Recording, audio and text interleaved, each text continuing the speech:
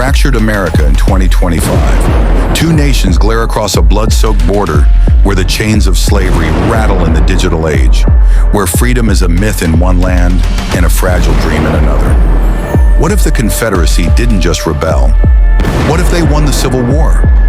How did one battle's twist doom generations to division, despair, and darkness? Could this shattered world be a warning for our own? This is the story of an America that never healed. Stay with this tale to uncover its chilling truths, and hit that like and subscribe button to descend deeper into history's shadows. In April 1861, the United States shattered. 11 southern states, led by Jefferson Davis, seceded to form the Confederate States of America, defending slavery, states' rights, and their way of life against Abraham Lincoln's Union. The Civil War erupted, a cataclysm that claimed over 620,000 lives, as historian James M. McPherson chronicles in Battle Cry of Freedom. The North wielded industrial might, factories, railroads, a navy. The South countered with fierce resolve, brilliant generals like Robert E. Lee, and a cause they believed divine. Key moments defined the war. Antietam in 1862 halted Lee's invasion, giving Lincoln the Emancipation Proclamation to reframe the conflict as a moral crusade. Gettysburg in 1863 crushed Confederate hopes, with 51,000 casualties in 3 days. Sherman's March to the Sea in 1864 gutted the South's heartland. By April 1865, Lee surrendered at Appomattox. Slavery ended, and the Union endured. But the war was no foregone conclusion.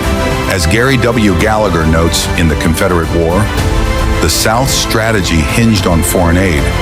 Britain and France craved Southern cotton for their mills. A single victory could have tipped the scales.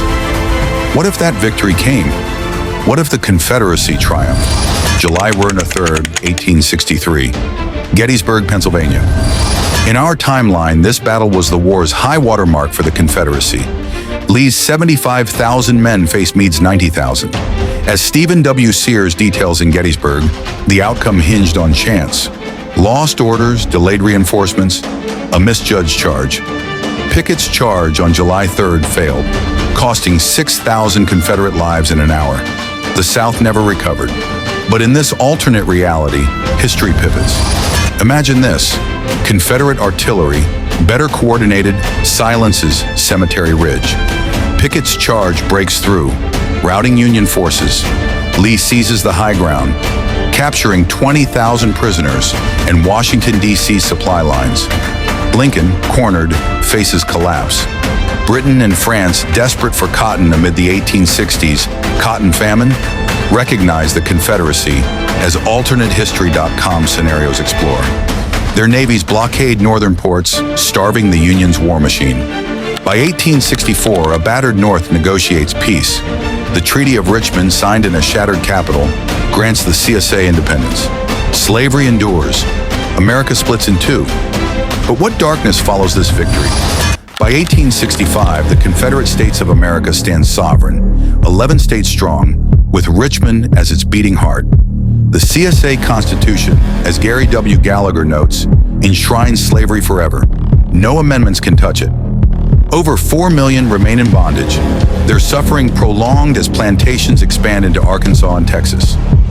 The North, now a rump United States, reels from defeat, its economy crippled by lost southern markets. Border tensions ignite along the Ohio River and Mason-Dixon line, turning them into fortified frontiers.